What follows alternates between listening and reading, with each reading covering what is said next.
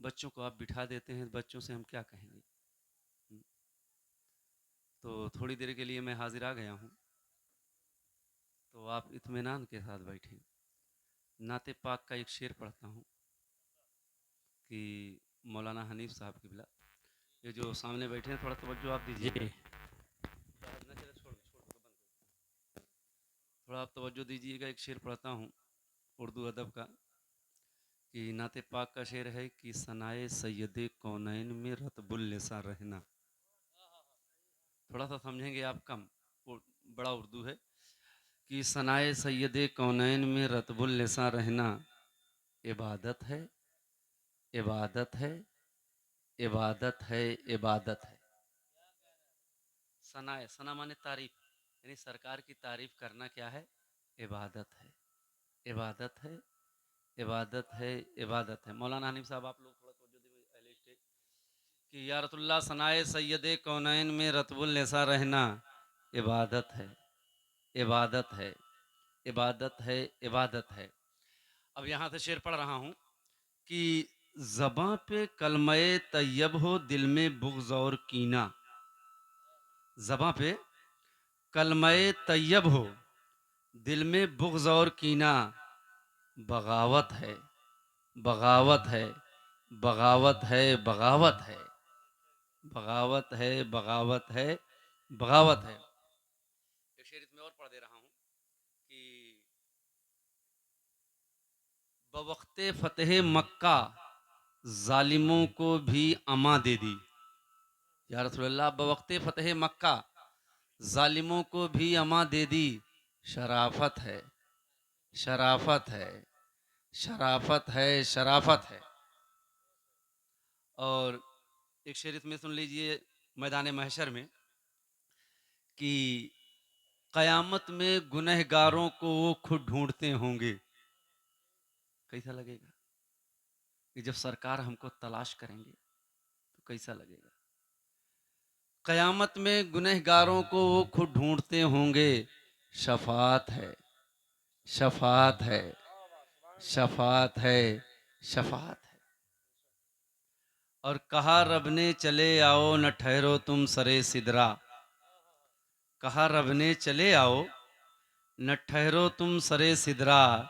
इजाजत है, इजाजत है, इजाजत है, इजाजत है। एक आखिरी शेर पढ़ दे रहा हूं। लगा जब तीर असगर को फरिश्ते खुल्द से बोले। या रसूलुल्लाह, लगा जब तीर असगर को फरिश्ते खुल्द से बोले।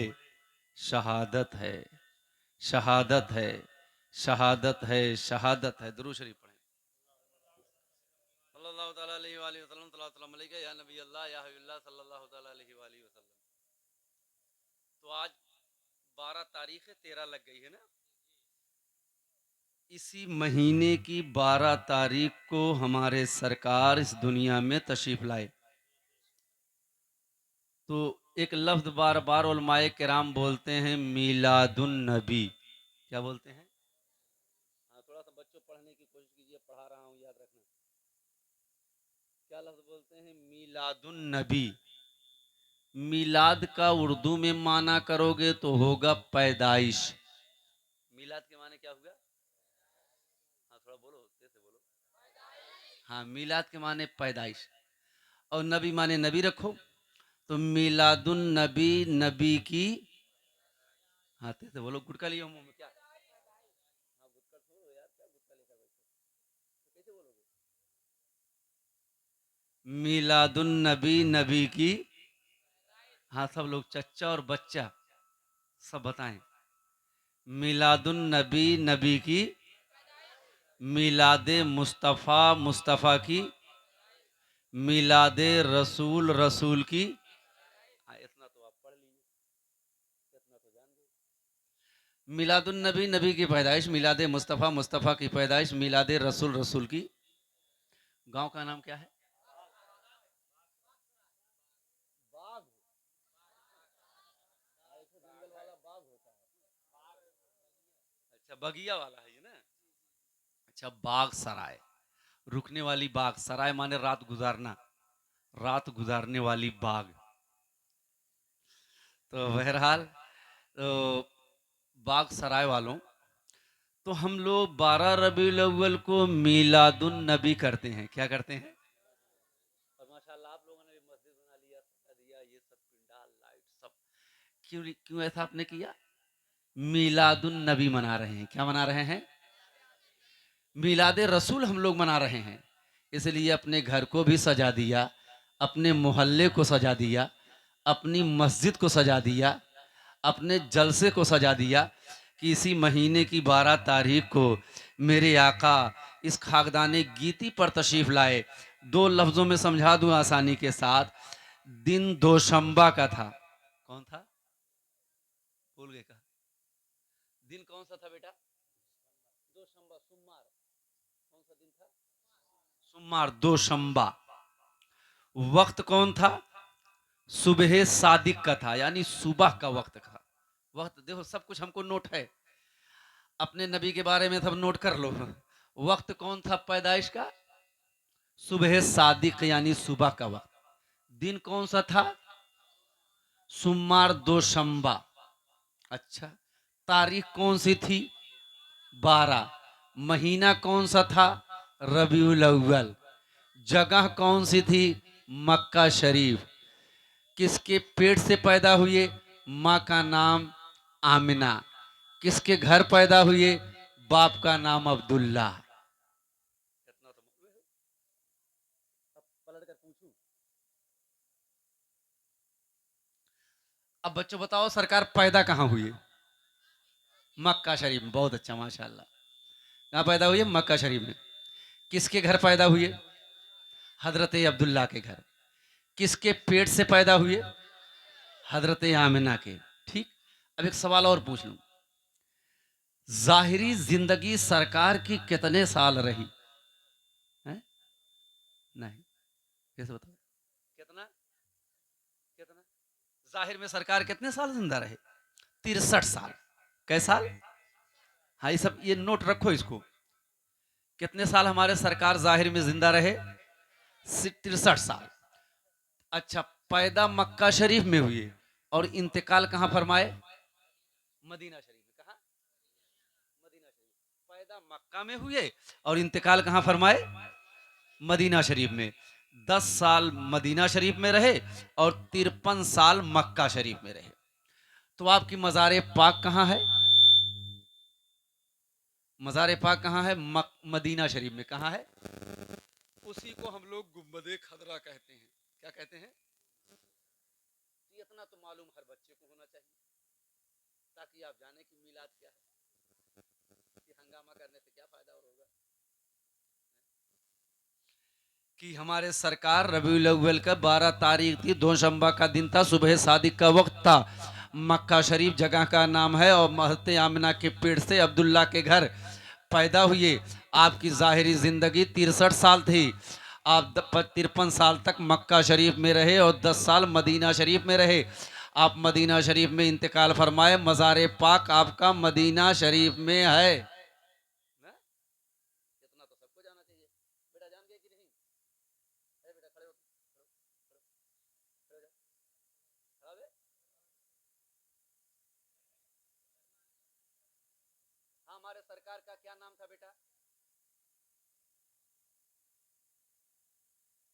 क्या नाम था बेटा?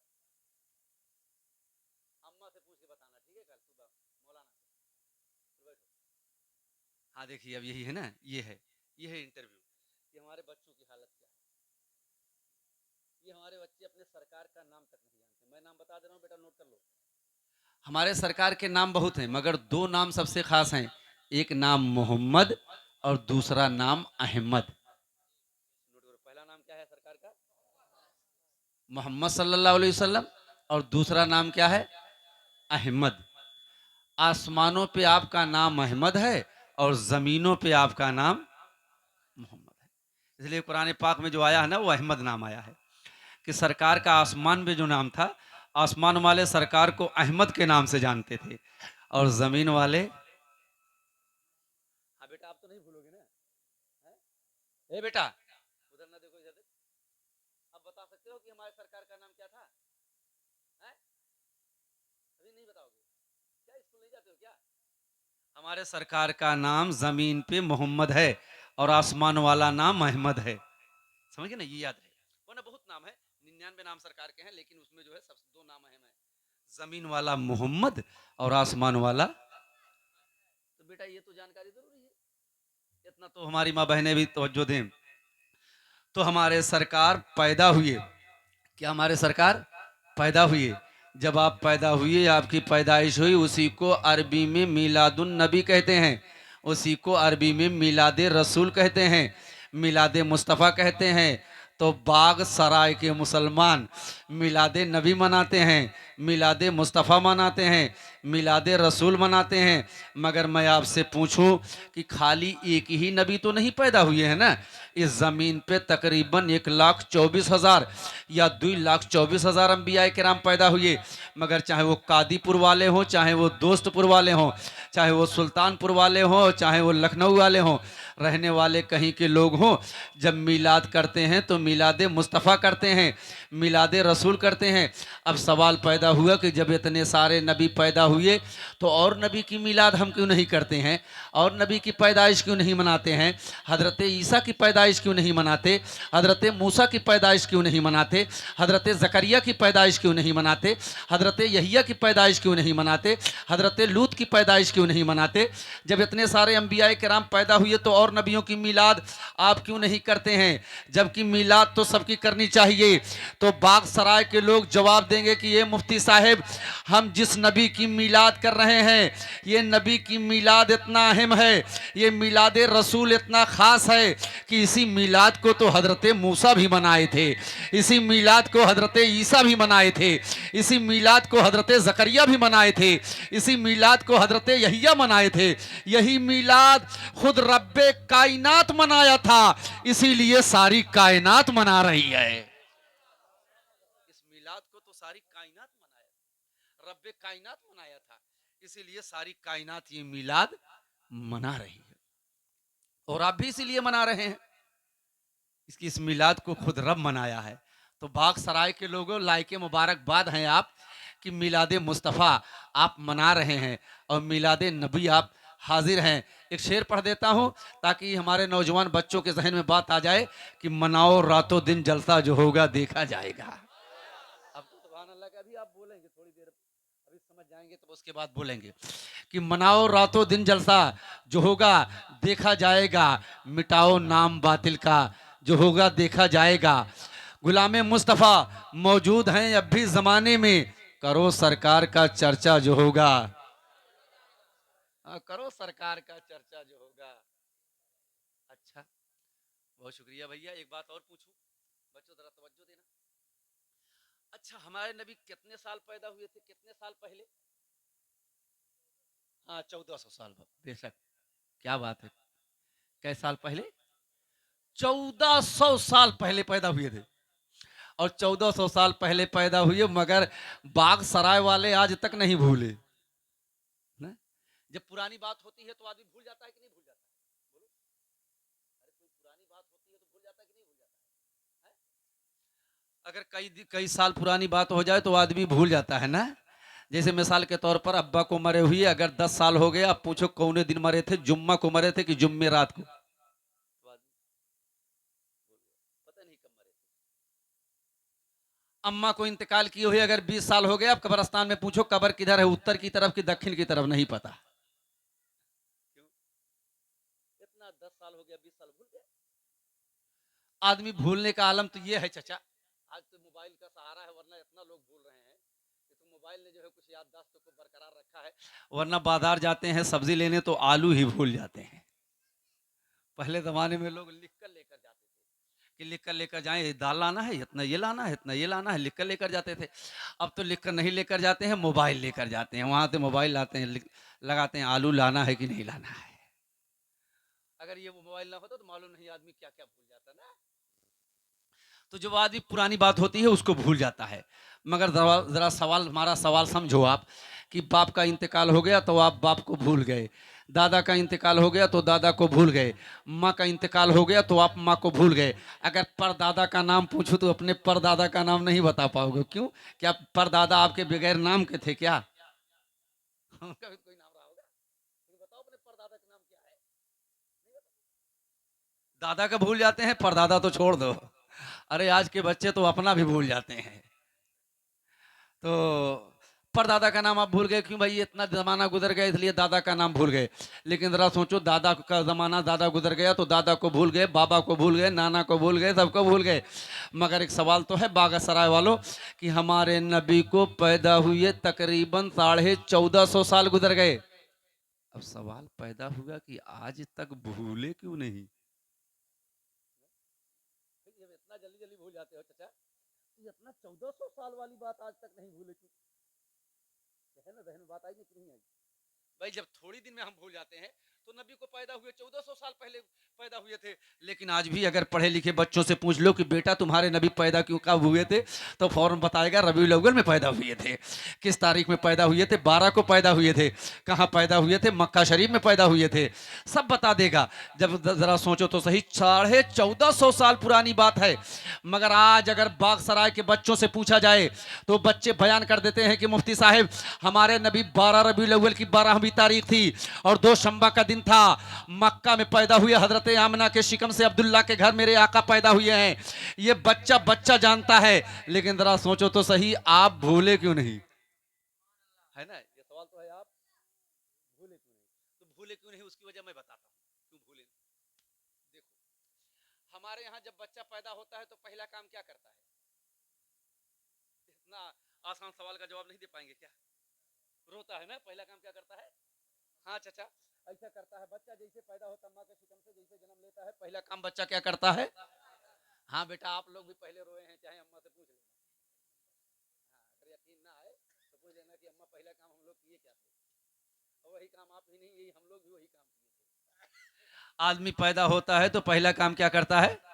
रोता है। वो कहीं का बच्चा हो, ऐसा नहीं बागसराय वाला बच्चा रोता है तो कादीपुर वाला हंसता है। नहीं, तो बच्चा कहीं का भी पैदा हो, अगर बच्चा पैदा होता है तो पहला काम क्या करता है? रोता है। अब बच्चा चाहे अस्पताल में पैदा हो, चाहे घर में पैदा हो, चाहे दाई के यहाँ पैदा हो, चाहे कहीं भी पैदा हो। अब व्हाइट हाउस का भी बच्चा अगर व्हाइट हाउस में भी पैदा होगा तो वो भी रोएगा और रो रो कर अपने घर वालों को बताता है मैं जिंदा पैदा हुआ हूँ। आप पैदा हुए तो रोए, आप पैदा हुए तो रोए, हम पैदा हुए तो रोए, सब लोग पैदाइश के वक्त रोए। अगर 5 मिनट हम लोग पैदाइश के वक्त रोए ना होते ना तो घर वाले रोने लगते। क्यों? अगर आप पैदा हुए न रोए होते ना तो 5 मिनट न रोए होते तो आपके घर वाले रोने लगते कि लगता है कि बच्चा जिंदा नहीं पैदा हुआ। तो बच्चा कहीं भी पैदा होगा वो रोएगा। क्यों रोता है? रो रो कर अपने बाप को बताता है कि मैं जिंदा पैदा हुआ हूं, अपनी मां को बताता है कि मैं जिंदा पैदा हुआ हूं। रो रो कर वो बच्चा अपनी जिंदगी का ऐलान करता है। अब बच्चा कहीं का भी होगा, जब मां के शिकम से जन्म लेगा तो रोएगा और रो रो कर अपनी जिंदगी का ऐलान करेगा, बताएगा ये मेरे घर वालों रोना नहीं, मैं जिंदा पैदा हुआ हूं। बच्चा रो रो कर अपनी जिंदगी का ऐलान करता है। मगर ये बागसराय वालों, वो तुम्हारे घर का बच्चा है जो रोता है, हमारे घर का बच्चा है जो रोता है, वो कादीपुर का बच्चा है जो रोकर अपनी जिंदगी का ऐलान करता है, वो हमारे और आपके घर का बच्चा है जो रो रो कर अपनी जिंदगी का ऐलान करता है। मगर याद रखना, मक्का की जमीन पर अब्दुल्ला के घर हजरत आमना के शिकम से एक बच्चा पैदा हुआ है। वो हमारे और आपके बच्चों के तरीके से रोए नहीं, बल्कि मुस्तफा जैसे मां के शिकम से जन्म लेते हैं, आका अपनी पेशानी को जमीन पर रख देते हैं, रोते नहीं हैं, अपनी पेशानी जमीन पर रख देते हैं और कहते हैं या रब्बे हबली उम्मती, या रब्बे हबली उम्मती, या रब्बे हबली उम्मती। ए अल्लाह मेरी उम्मत को बख्श दे, ए अल्लाह मेरी उम्मत को बख्श दे, ए अल्लाह मेरी उम्मत को बख्श दे।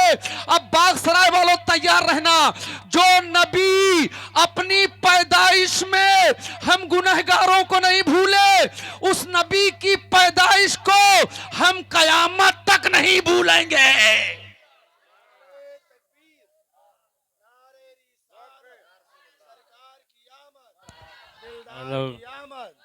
आका की आमद, मौला की आमद, सरवर की आमद, नारे तकबीर, नारे रिसालत, नारे रिसालत।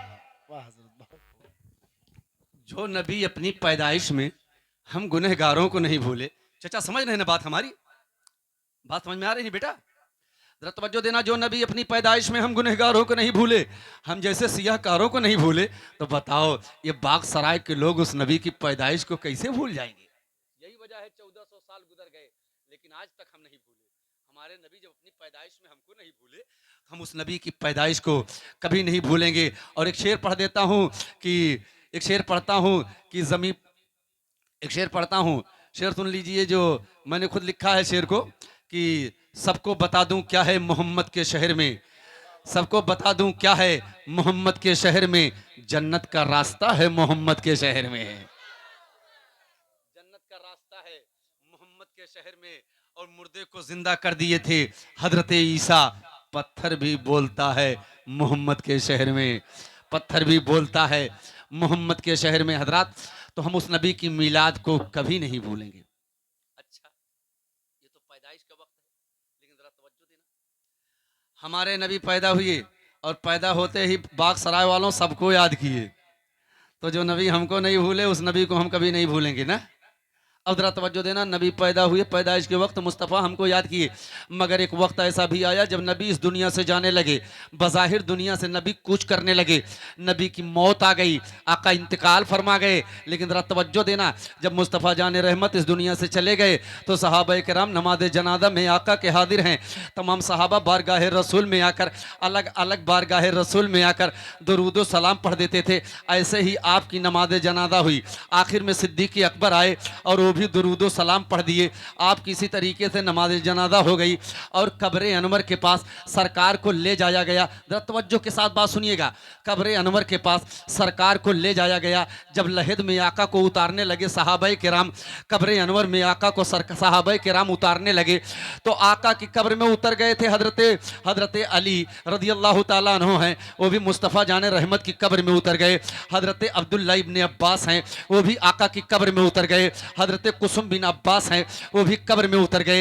ये बड़े बड़े सहाबा आका की कब्र अनवर में उतर गए, आका की लाश मुबारक को कब्र में लेटाने के लिए। जरा तवज्जो देना, तवज्जो से बात सुनना, ये सहाबा किराम आका की कब्र अनवर में लेटाने के लिए कब्र में उतर गए। जब सहाबा आकाए करीम को कब्र अनवर में लेटा दिए, हजरत कुसुम बिन अब्बास हैं, उनका दिल मचल गया, दिल बेचैन हो गया। दिल में ये सोचे कि या रसूल अल्लाह, अब तो आप हमारी निगाहों से पर्दा कर रहे हैं, आका अब तो आप दुनिया से चले जा रहे हैं, अब हमारी निगाहें मुस्तफ़ा को कैसे देखेंगी, अब हमारी निगाहें आका को कैसे देखेंगी, अब मैं आका का जलवा कैसे देखूंगा।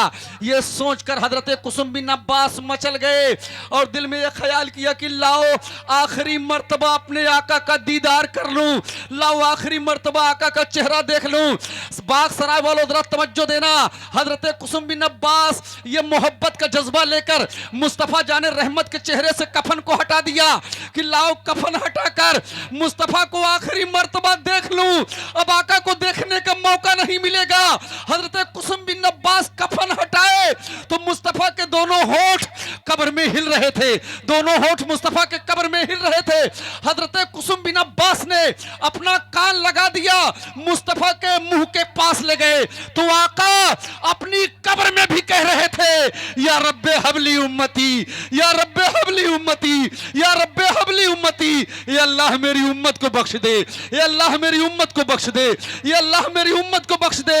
अब बाग सराय वालों जरा तवज्जो देना, जो नबी अपनी पैदाइश से लेकर और अपनी कब्र तक हम गुनहगारों को नहीं भूले, उस नबी को हम सुबह कयामत तक नहीं भूलेंगे,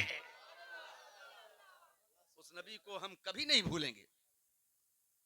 इसलिए मेरे प्यारों, ये मिलादे मुस्तफ़ा है। यहाँ बड़े अदब के साथ बैठो, माँ बहनें भी बैठी हैं, तवज्जो के साथ सुनिएगा। ये मिलादे मुस्तफ़ा है और मिलाद करना चाहिए, मिलाद मनाना चाहिए। अंबियाए किराम भी मिलाद मनाए, औलियाए किराम भी मिलाद मनाए, बुजुर्गान दीन भी मिलाद मनाए, और इसीलिए बाग सराय वाले भी मिलाद मना रहे हैं। मिलाद मनाना चाहिए। दुनिया को बताओ कि हमारे नबी 12 रबीउल अव्वल को पैदा हुए, मिलाद मनाओ। और देखो मिलाद मनाना कितना बड़ा सवाब है। काबा जानते हैं? काबा, काबा जानते हैं? काबा, काबा कहाँ है? काबा कहाँ है? हाँ बेटा जल्दी जल्दी आओ। काबा कहाँ है? मक्का शरीफ में। कहाँ है? ये काबा पहले नहीं था, काबा बनाया किसने? हजरत इब्राहिम, हजरत इस्माइल। ये बाप और बेटे मिलकर अल्लाह का घर खाना काबा बनाए। कौन बनाए? हजरत इब्राहिम, हजरत इस्माइल। ये दोनों, जैसे आप मस्जिद बनाए माशाल्लाह, कितना शानदार मस्जिद बादशाह वाले बनाए हैं माशाल्लाह। तो काबा भी बना, लेकिन कौन लोग बनाए? हजरत इब्राहिम, हजरत इस्माइल। ये दोनों लोग क्या बनाए? काबा बना, अल्लाह का घर काबा बना। तो हजरत इस्माइल अलैहिस्सलाम ये बेटे हैं और हजरत इब्राहिम ये बाप हैं। तो बेटा जो है पत्थर लेकर आता था और बाप हजरत इब्राहिम अलैहिस्सलाम काबा की दीवार पर पत्थर लगाते थे। तो काबा जब बनकर तैयार हो गया, काबा बनकर तैयार हो गया, जरा तवज्जो देना। आज लोग कहते हैं मिलाद नहीं करना चाहिए, जिनके पैजामे का कपड़ा कम हो गया उनका नाम मैं नहीं ले रहा हूँ, वो लोग मिलाद न करते हैं, उन्होंने मिलाद मनाते हैं और कहते हैं कि मिलाद नहीं करना चाहिए। लेकिन जरा तवज्जो देना, काबा बन गया, अल्लाह का घर काबा बन गया। और काबा बनने के बाद हजरत इब्राहिम, हजरत इस्माइल अलैहिस्सलाम जब अल्लाह का घर तैयार कर लिए, जानते हो पहला काम क्या करते हैं? मिलाद पढ़ते हैं। कह दीजिए सुभान अल्लाह। पहला काम क्या करते हैं? इसीलिए आप भी घर बनाते हैं तो काम पहला क्या करते हैं? मिलाद करते हैं। तो अल्लाह का घर खाना काबा बना, तो पहला काम क्या? हजरत इब्राहिम इस्माइल ने क्या किया? मिलाद किया। हो सकता है कोई सवाल करे कि मुफ्ती साहब वहां मिलाद कब हुआ है, जरा मिलाद तो बताओ, कब काबा में मिलाद हुआ? काबा बनकर तैयार हो गया, हजरत इब्राहिम, हजरत इस्माइल अलैहिस्सलाम काबा बनाकर तैयार कर लिए।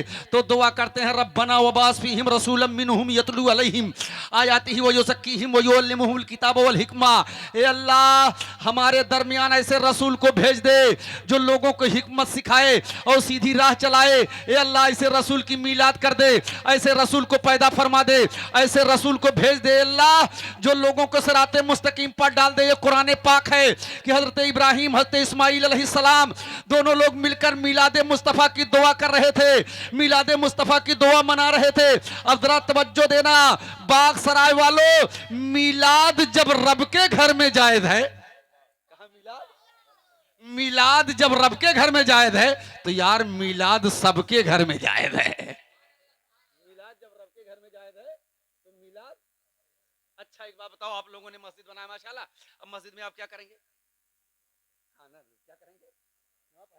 अपनी पेशानी जमीन पर झुकाएंगे, अपनी पेशानी जमीन पर झुकाकर अल्लाह का नाम लेंगे, सुभान रब्बिल आला कहेंगे, सुभान रब्बिल अजीम कहेंगे। आप जुमा पढ़ेंगे, आप जुमा पढ़ेंगे, आप ऐशा पढ़ेंगे, फजर पढ़ेंगे और जोहर पढ़ेंगे, ये नमाज़ें आप पढ़ेंगे और अपनी पेशानी ज़मीन पर रखकर अल्लाह का नाम लेंगे। इसीलिए आपने मस्जिद बनाई है। लेकिन ज़रा तवज्जो देना, मस्जिद बने तो आदमी काम क्या करता है? नमाज पढ़ता है ना, क्या करता है? नमाज पढ़ता है। अब यही सवाल लेकर हजरत इब्राहिम अलैहिस्सलाम से पूछो, ये अल्लाह के नबी, अल्लाह के खलील, ये तो बताओ जब काबा बनाए तो आपको सजदा करना चाहिए था ना, आपको तो रुकू करना चाहिए था ना, आपको तो नमाज पढ़ना चाहिए था, लेकिन आप ये मिलाद क्यों पढ़ रहे थे? अब मिलाद की दुआ क्यों कर रहे थे? आपको तो पहले सजदा करना चाहिए था, आपको तो पहले मिलाद नहीं करना चाहिए था, पहले सजदा करना चाहिए था और सजदे में पेशानी रखकर सुभान रब्बियल आला कहना चाहिए था। मगर आप मिलाद क्यों पहले पढ़ना शुरू कर दिए? तो हजरत इब्राहिम इस्माइल का जवाब होगा, ए लोगों सुन लो, मैं जिस नबी की मिलाद पढ़ रहा हूं काबा बनाने के बाद, उस नबी की मिलाद इतना अहम है, उस नबी की पैदाइश इतना अहम है कि उसी नबी की मिलाद के सदके में ये काबा बैतुल्लाह बना है और इब्राहिम खलीलुल्लाह बने हैं।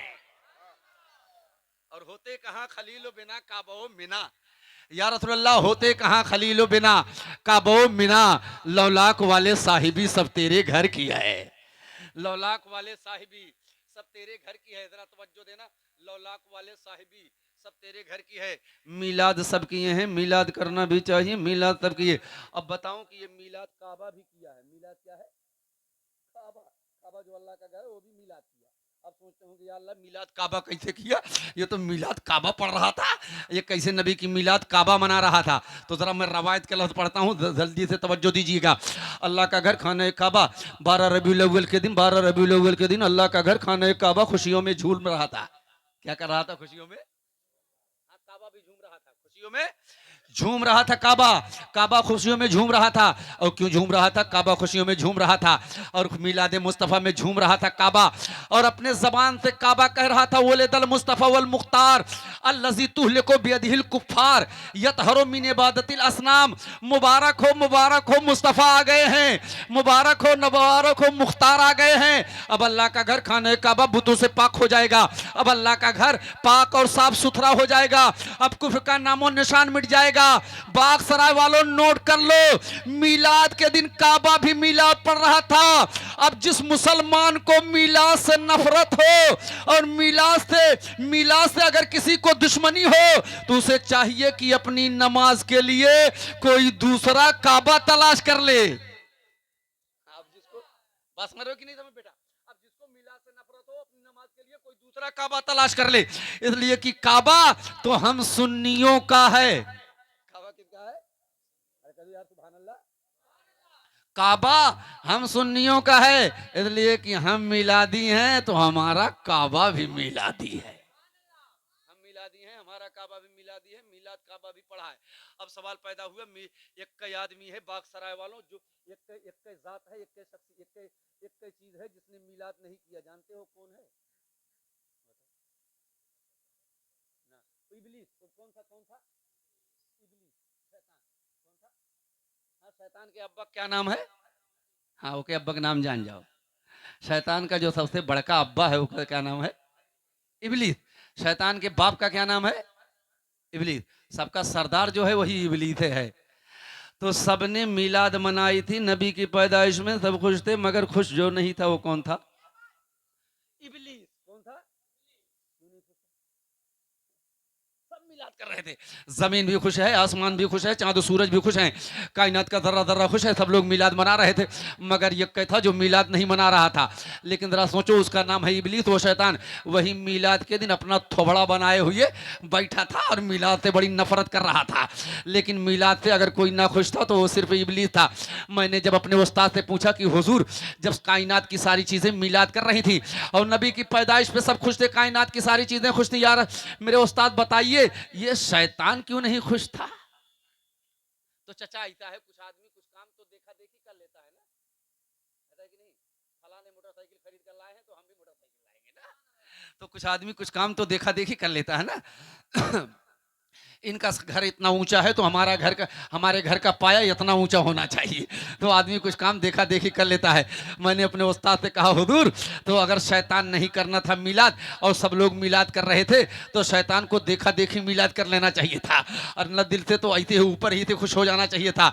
लेकिन शैतान ने मिलाद क्यों नहीं किया? तो जवाब दिया, ऐसा है कि मेरे नबी के आने से पहले शैतान आसमानों में जाता था। कहाँ जाता था? हाँ, शैतान कहाँ जाता था? आसमानों में शैतान जाता था। अब तो नहीं जा पाता है। पहले नबी के आने से पहले ये शैतान आसमानों में जाता था। और क्या करता था वहां, जानते हो क्या करता था? वहां जाता था आसमान में तो फरिश्ते अगर आपस में कोई बात करते थे कि अल्लाह ने फैसला किया है कल बारिश होगी, ये सुन लेता था। फरिश्ते जब आपस में बात करते थे कि कल बारिश होगी, अल्लाह ने कहा है, तो ये शैतान क्या करता था? सुन लेता था। और सुनकर वहां से आता था यहाँ, कहाँ? अरे आपके गांव की बात नहीं कर रहा हूँ, जमीन पे आता था। तो उसके कुछ गुरु घंटाल होते थे जो उसको पूजते थे, उसकी इबादत करते थे, उसको अपने पास रखते थे, उस शैतान को। तो उनसे आकर बताता था कि ऐसा है, कल बारिश होगी। क्या होगी कल? कहाँ सुना? कहा वो आसमान में फरिश्ते आपस में बात कर रहे थे, तो कभी सही बताता था, कभी गलत बताता था। तो ये लोग जो गुरु घंटाल इसके जमीन पर होते थे, तो जब उनको बताते था तो ये अपनी कौम से लंबा लंबा नजराना लेते थे और कहते थे कल की बात बताऊंगा मगर नजराना लंबा चाहिए। तो ये लोग इनको यहाँ पाल कर रखे थे। तो शैतान इस तरीके से उसका भी काम चल रहा था और इनका भी काम चल रहा था। लेकिन जब 12 रबीउल अव्वल की 12 तारीख आई तो शैतान आसमान की तरफ गया आसमान की तरफ कि जाऊं देखूं वो फरिश्ते क्या बात कर रहे हैं आपस में। तो गया, जैसे आसमान के दरवाजे पर पहुंचा और फरिश्ते पहले से तैयार लिए खड़े थे, समझ गए ना? लिए खड़े थे। मारा शैतान को। क्या किया?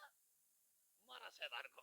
तो शैतान भाग कर आया, भाग कर जमीन पर आया कि जा नहीं पाया, दरवाजा बंद है, मारा गया। मार खाने की वजह से जमीन पर भाग कर आया तो अपने इन गुरुओं से पूछा जो जमीन पर थे, कहा अब तो आसमान के तमाम दरवाजे बंद हैं, वहां कोई जा ही नहीं सकता है, बताओ ये दरवाजा क्यों बंद हो गया है? अब तो आसमान का दरवाजा शैतान के लिए बंद ही है, अब हम लोग जा नहीं सकते हैं। तो उनके गुरुओं ने बताया कि ऐसा है कि पिछली किताबों में ये बात लिखी हुई है, जब आखिरी नबी के पैदाइश का टाइम आ जाएगा तो शैतान के लिए आसमान का दरवाजा बंद हो जाएगा।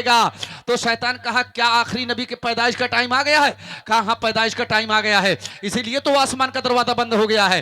जन्नत के दरवाजे खोल दिए जाएंगे मगर आसमान के दरवाजे शैतान के लिए बंद कर दिए जाएंगे। अब ये शैतान अपने उन गुरुओं से पूछा अच्छा ये बताओ पैदा कहां होंगे? कहा मक्का में पैदा होंगे। कहा किसके घर पैदा होंगे? कहा अब्दुल्ला के घर पैदा होंगे। कहा किसके शिकम से पैदा होंगे? कहा आमिना के शिकम से पैदा होंगे। कहा अच्छा मैं चलता हूं। तो चला, कहां चला अब मालूम नहीं, कहां से चला और कहां तक गया। चला शैतान, कहां हजरत आमिना के घर पहुंचा, मक्का शरीफ पहुंचा और सरकार के पैदाइश का टाइम बिल्कुल करीब है। जरा जुमले पर तवज्जो देना, सरकार के पैदाइश का टाइम बिल्कुल करीब है और शैतान पहुंच गया हजरत आमिना के घर। इरादा गलत है शैतान का इरादा गलत है कि इनके आने की वजह से मेरे आसमान के रास्ते बंद हुए हैं, इनको मैं तकलीफ दूंगा, इनको मैं सताऊंगा। ये इरादा लेकर शैतान हजरत आमिना के घर पहुंचा, दरवाजे पर पहुंचा और अभी सरकार के पैदाइश का टाइम करीब है। शैतान का इरादा है कि जैसे पैदा होंगे तो मैं इनको कोचे मारूंगा, इनको तकलीफ दूंगा, इनके जिस पे कोचे मारूंगा। मगर जैसे शैतान हजरत आमिना के दरवाजे पर पहुंचा, अल्लाह ताला ने हजरत जिब्रील को भेजा, जिब्रील जाओ मेरे नबी के पैदा होने का टाइम आ गया है। और शैतान का इरादा गलत है। हजरत जिब्रील आए, फजाअज जिब्रीलो रकज़हु रकज़तन बिरिजलिही वक़ा बिअदनिन, फौरन जिब्रील आए और पहुंचते ही जिब्रील ने शैतान को एक लात मारा। जिब्रील आए और शैतान को मारा। जिब्रील आए और पहुंचते ही शैतान को मारा एक लात। तो रवायत में है कि वक़ा बेअदनिन, मारा अरब में और जाके शैतान गिरा अदन में। कहां गिरा? मारे अरब में और जाके गिरा अदन में। जैसे आप लोग फुटबॉल मारते हैं ना, इधर से मारते हैं उधर जाता है, ऐसे जिब्रील आए और शैतान को एक लात मारा। नबी के दरवाजे पर था, एक लात मारा और जाकर अदन में गिरा। अब कितना जोर से उसको चोट लगी हो तो मार खाने वाला जाने, लेकिन हम तो नहीं जानते हैं। मगर इतना तेज हजरत जिब्रील मारे थे तो मारे अदन में, मारे अरब में और जाके गिरा अदन में। अब जरा सोचो, तो हमारे उस्ताद ने कहा अब समझ गए कि शैतान मिलाद नहीं करता है। अब हो सकता है बाग सराय वाले भी समझ गए हो कि शैतान को मिलाद से नफरत क्यों है। अब शैतान, अब जरा आप ही बताएं, जो मिलाद के दिन लात खाया हो, यार जो मिलाद के दिन लात खाया हो वो मिलाद कैसे करेगा? जो मिलाद के दिन लात खाया हो तो जरा बताओ मिलाद कैसे करेगा? अब अगर कोई मिलाद से नफरत करता है, मिलाद से दुश्मनी करता है और मिलाद को बिदात या शिर्क कहता है तो समझ जाना ये लात खाने वालों में से है। तो मिलाद तो करना चाहिए, मिलाद करना चाहिए। माशाअल्लाह आप लोग हाजिर हुए माशाअल्लाह, ये मिलाद कर रहे हैं और मिलाद का बड़ा फायदा हुआ है, सारी दुनिया को फायदा हुआ है। एक जुमला कहूं कि 15 अगस्त 1947 में अगर हमारा मुल्क आजाद हुआ है, याद रखना 12 रबीउल अव्वल के दिन इंसानियत आजाद हुई है।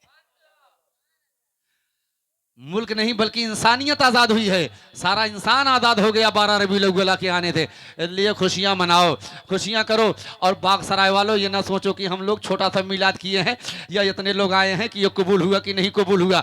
जो कुछ भी हो बारगाह रसूल में नजराना पेश करो, अल्लाह तुम्हारे नजराने को मिलाद के सदके में कबूल फरमाएगा। ये मिलाद बड़ा अहम है और मिलाद में जो लाइट लगाए हो ये लाइट भी इंशाल्लाह कबूल होगी। मिलाद में जो खर्चा किए हो इंशाल्लाह वो खर्च भी कबूल होगा। अल्लाह ताला अपने रसूल की मिलाद में खर्च करने वालों से महबूब रखता है, उन्हें पसंद फरमाता है, इसलिए मिलाद में खर्च हो, इसमें कोई बात नहीं है। और मैं एक रवायत पढ़ता हूँ, हजरत अब्दुल रहीम मुहद्दिद देहलवी हैं, जरा तवज्जो देना। हजरत अब्दुल रहीम मुहद्दिद देहलवी हैं, तवज्जो से माँ बहनें भी सुनेंगी कि हजरत अब्दुल रहीम मुहद्दिद देहलवी हैं, जब मिलाद का दिन आता था, 12 रबीउल अव्वल का दिन आता था तो मिलाद करते थे। क्या करते थे? मिलाद जैसे आप कर रहे हैं, मिलाद पैदाइश मनाते थे, मिलाद करते थे भैया। लेकिन जब वो मिलाद पढ़ते थे, मिलाद के दिन वो शेरनी बांटते थे या खाने पीने की चीजें तकसीम करते थे, बांटते थे। तो हर साल बांटते थे, मगर एक साल जब मिलाद आया तो हजरत अब्दुल रहीम के यहाँ गुर्बत आ गई। क्या आ गई? गुर्बत जानते हो? गरीबी यार, आप उसे उर्दू भी समझा गरीबी आ गई, गुर्बत आ गई, गरीबी आ गई, खाने खाने पीने के लिए कोई चीज़ थी नहीं। अब पता ये चला रबीउल अव्वल का दिन आ गया, 12 रबीउल अव्वल की तारीख आ गई। अपनी शरीक हयात अपनी बेगम को बुलाया, अपनी बीवी को बुलाया, कहा अच्छा ये बताओ घर में कुछ है? कहा नहीं कुछ नहीं है। कहा अरे कुछ भी नहीं है, कल तो मिलाद करना है ना, और घर में कुछ है ये नहीं है। तो बीवी ने कहा हाँ थोड़ा सा चना है। कहा अच्छा इस चने को रात में भिगो दो और सुबह इसको भून देना, मैं मिलाद करूंगा और मिलाद में इसी चना को बांटूंगा। कह दीजिए सुभान अल्लाह। हाँ भैया कभी कभी समझ पा रहे हैं कि नहीं समझ पा रहे हैं? अल्फाज थोड़ा तेज इस्तेमाल कर रहा हूँ जल्दी करने के लिए, ताकि ज्यादा बात आपको बता दूं, मालूम नहीं फिर कब मौका मिले आपके, इसलिए समझ रहा हूँ जल्दी बात ढेर इस्तेमाल कर दूं। तो हजरत अब्दुल रहीम ने कहा कि वही चना जो है भिगो दीजिए और सुबह भून दीजिएगा, और उसके बाद मैं मिलाद पढ़ूंगा, वही चना बांट दूंगा। गुर्बत है, गरीबी है, परेशानी है, तो आप 10 रुपया लगाए हैं, 20 रुपया लगाए, 50 रुपया लगाए, 100 रुपया लगाए, जैसा हुआ मिलाद में आप लगाए, इसका बदला तो इंशाल्लाह आपको जरूर मिलेगा। अल्लाह रसूल आपको इसका बदला जरूर देंगे। रबी की मिलाद में आप खर्च कर रहे हैं, जरा तवज्जो देना। हजरत अब्दुल रहीम मिलाद पढ़ना शुरू करते हैं, नबी की पैदाइश बयान करना शुरू करते हैं। अपनी नबी की पैदाइश अब्दुल रहीम बयान कर रहे हैं। हजरत अब्दुल रहीम मोहद्दिस देलवी जब बयान करने के बाद शिरनी बांटने का टाइम आया तो कोई चीज घर में है नहीं, वही भुना हुआ चना है, वही फातिहा दे रहे हैं, वही बारगाहे रसूल में नजराना पेश कर रहे हैं, वही भुना हुआ चना बांट रहे हैं।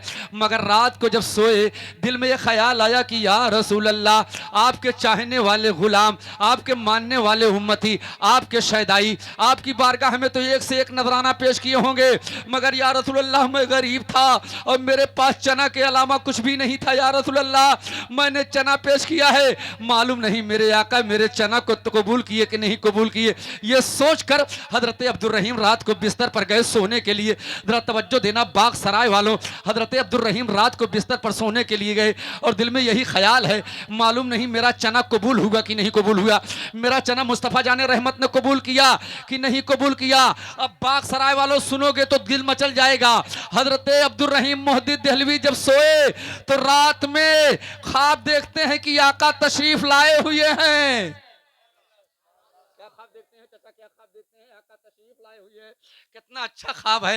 हजरत अब्दुल रहीम ख्वाब देखते हैं कि आका तशरीफ लाए हुए हैं, मेरे आका के साथ तमाम सहाबाए किराम भी मौजूद हैं और तमाम सहाबाए किराम भी मौजूद हैं, और आका तशरीफ लाए हैं, मुस्तफ़ा जाने रहमत अपने तमाम सहाबा के साथ मौजूद हैं। और रबीउल अव्वल के दिन जितने लोग बारगाहे रसूल में नजराना पेश किए हैं सब सरकार की बारगाह में मौजूद है। सरकार अपने गुलामों का नजराना देखकर बहुत खुश हो रहे हैं। हजरत अब्दुल रहीम फरमाते हैं कि मैं अपना चना तलाश कर रहा था कि या रसूल अल्लाह मेरा चना पहुंचा कि नहीं पहुंचा, मेरा चना मुस्तफा को मिला कि नहीं मिला। हजरत अब्दुल रहीम फरमाते हैं, बाग सराय वालों जरा तवज्जो देना, हजरत अब्दुल रहीम फरमाते हैं कि जब मैंने गौर किया तो मैंने देखा कि मेरे आका मेरे चने को अपनी हथेली पे लेकर मुस्कुरा रहे थे। तवज्जो देना, मेरे आका मेरे चने को अपनी हथेली पर रखकर मुस्कुरा रहे थे और मेरे चने को देख रहे थे। तो ये बाग सराय वालों जुमला नोट कर लो, वो दरबार ऐसा है, वो जगह ऐसी है, वो दरबार ऐसा है कि जहां भेजने वाले की हैसियत को नहीं देखा जाता है बल्कि भेजने वाले का दिल देखा जाता है। दरबार ऐसा है कि जहां भेजने वाले की हैसियत नहीं बल्कि भेजने वाले का दिल देखा जाता है। इसलिए ये मेरे शहजादों, जो कुछ भी आपने नजराने के तौर पर मिलादुन नबी में आपने खर्च किया है, इंशाअल्लाह इसका सवाब भी आपको जरूर। दुरूद शरीफ पढ़ लीजिए, दुरूद शरीफ पढ़ लीजिए। दुरूद शरीफ सल्लल्लाहु तआला अलैहि वसल्लम, सल्लल्लाहु अलैहि या नबी अल्लाह या हबीब अल्लाह सल्लल्लाहु तआला अलैहि वसल्लम। अब देखिए आप ये लाइट, ये मस्जिद में जो लाइट माशाअल्लाह ये लाइट लगा दिए हैं, ये सब कुछ लगा दिए हैं। कुछ लोग ये सोचते होंगे कि ये लाइट, इतनी लाइट क्यों है? ये लाइट लगाना चाहिए। नबी को पैदा करना मकसूद था इसलिए अल्लाह ने सूरज को पैदा कर दिया। नबी को पैदा करना मकसूद था इसलिए अल्लाह ने चांद बना दिया। नबी को पैदा करना था इसलिए अल्लाह ने सितारों के अंजुमन को पैदा कर दिया, जमीनों आसमान को बना दिया, चांद और सूरज को बना दिया। सारी कायनात को परवरदिगार ने, याद रखो बाग सराय वालों, सिर्फ इसलिए पैदा किया है कि अपने नबी को पैदा करना था।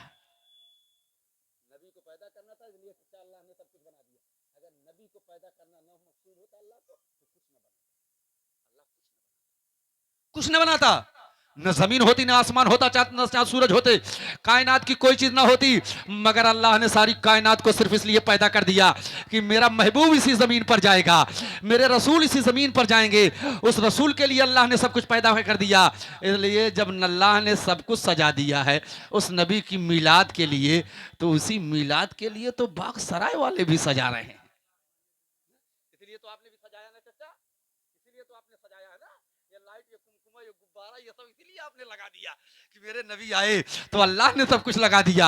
अब उस नबी की मीलाद का मौका है तो हम भी लगा रहे हैं, अपने घरों को सजा रहे हैं, अपने मकानों को सजा रहे हैं, अपनी दुकानों को सजा रहे हैं, अपने घर को, अपनी मस्जिदों को सजा रहे हैं। और शहजादों सजाते रहो, इंशाअल्लाह तुम अपने मकान को सजाओगे, तुम अपनी दुकान सजाओगे, तुम अपनी मस्जिदें सजाओगे। हो सकता है इसी मीलाद के सदके में अल्लाह ताला तुम्हारा दिल भी सजा दे, तुमको सजा दे, और ये तुम्हारी कामयाबी की जमानत होगी। और ठीक कहा है किसी ने कि या रसूल अल्लाह, मैं सो जाऊं या मुस्तफा कहते कहते, मैं सो जाऊं या मुस्तफा कहते कहते, खुले आंख सल्ले अला कहते कहते। मेरे बच्चों जरा तवज्जो देना, बच्चों जरा तवज्जो देना। हजरत हजरत इमाम गजाली अपना एक वाकया हजरत इमाम गजाली लिखते हैं। एक बुजुर्ग थे, अल्लाह वाले थे, बुजुर्ग थे। जब मिलाद का दिन आता था तो कई एक घी का चिराग जलाते थे। क्या जलाते थे?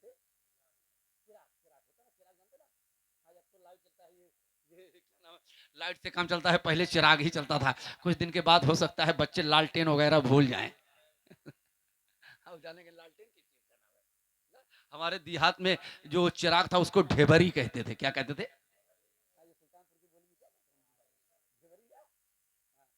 तो उसको ढेबरी कहते थे। अब आज के बच्चों को पूछ लो, अगर आजकल के बच्चों को पूछ लो ढेबरी क्या है तो बताएंगे नहीं क्या है, तो पता ही नहीं। तो बहुत सारी बातें बच्चों को बताना पड़ता है कि पुराने जमाने की बातें हैं, मगर अब तो बच्चे उसको समझ। तो चिराग जलाते थे। क्या जलाते थे? चिराग। और कब जलाते थे? मिलाद के दिन। क्या चिराग जलाते थे? कई सौ चिराग जलाते थे, कई एक चिराग जलाते थे। एक दिन एक आदमी उनके पास आया और कहने लगा कि भैया ये इतना सारे चिराग क्यों जलाते हो, रोशनी तो एक चिराग से काफी है, ये इतना चिराग क्यों जलाते हो? कहा ऐसा है, मेरे नबी की पैदाइश का टाइम है, 12 रबीउल अव्वल है, मिलाद मुस्तफ़ा में चिराग को जला रहा हूँ। तो कहा एक चिराग काफी है, इतना चिराग क्यों जला रहे हो? तो उसने कहा कि अगर एक चिराग काफी है तो आप बुझा दीजिए।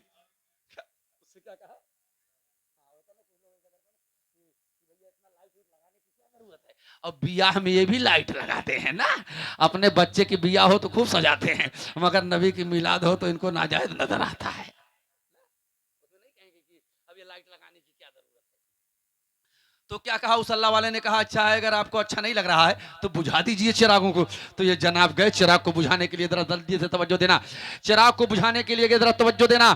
चिराग बुझाने के लिए गए, लेकिन जब चिराग बुझाने के लिए गए, चिराग बुझाने के लिए गए, एक चिराग को बुझाया, दूसरे चिराग को बुझाया, तीसरे चिराग को बुझाया, चौथे चिराग को बुझाया। अब चिरागों को बुझाते चले जा रहे हैं, मगर जब पलट कर देखते हैं कि इधर बुझा रहे हैं चिराग और उधर चिराग खुद ब खुद जलते चले जा रहे हैं।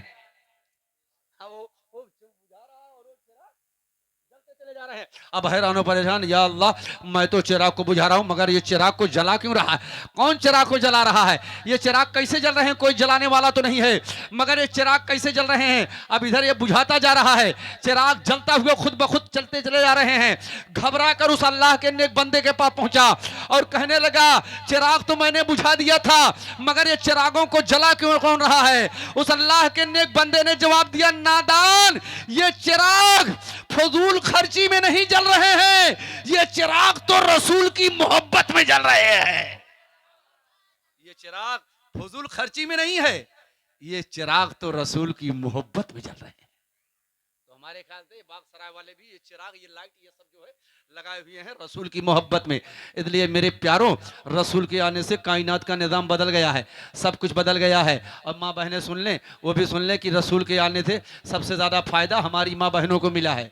हाँ आप सुन लें, अब आपसे गुफ्तगू कर रहा हूँ, माँ बहनें सुन लें कि सबसे ज़्यादा फायदा मेरे नबी की मिलाद से ये हमारी माँ बहनों को मिला है। इसलिए कि हमारी माँ बहनें गौर से मिलाद को सुना करें, और मिलाद का दिन आए, जब रबीउल अव्वल का महीना आ जाए तो पाक साफ रहें, दुरूद शरीफ पढ़ा करें और ज़्यादा से ज़्यादा कलमा पढ़ा करें, और अल्लाह के रसूल की बारगाह में ज़्यादा से ज़्यादा खराज अकीदत नाते पाक पेश करा करें। नात पढ़ा करो मेरी माँ बहनों, रील ना देखा करो, नात पढ़ा करो मिलाद शरीफ के महीने में, तुमको बड़ा फ़ायदा मिला है। सरकार की मिलाद के फ़ायदे से बड़ा फ़ायदा मिला है, वरना तारीख गवाह है इस मुल्क अरब के लोग अपनी बच्चियों को जिंदा जमीन के नीचे दफन कर देते थे। ये तो तारीख की किताबों में है ना कि अरब के लोग अपनी बच्चियों को जिंदा जमीन के नीचे दफन कर देते थे। उन बच्चियों को इस जमीन पर जीने का कोई हक नहीं था। उन जमीन पर उस बच्ची को जीने का कोई हक नहीं था। ये कुरान पाक गवाह है कि वो छोटी छोटी बच्चियां, उन मासूम बच्चियों को, उन नन्ही मुन्नी बच्चियों का बाप भी अपनी बेटी का गला घूंट दिया करता था। मां अपनी बच्ची को मार डालती थी। लोग, ऐसा मनहूस जमाना था कि बच्चियों को इस जमीन पर जीने का कोई हक नहीं था। जरा तवज्जो देना, ऐसा नहीं कि अरब में सिर्फ ऐसा था। इसी मुल्क हिंदुस्तान में सती प्रथा का कानून, इसी मनहूस कानून इसी हिंदुस्तान में था। यहां भी औरतों के साथ वो मामला पेश किया जाता था। अगर औरतें बेवा हो जाती थी तो उस बेवा औरत को अपने शौहर के चिता पे जलने पर मजबूर किया जा रहा था।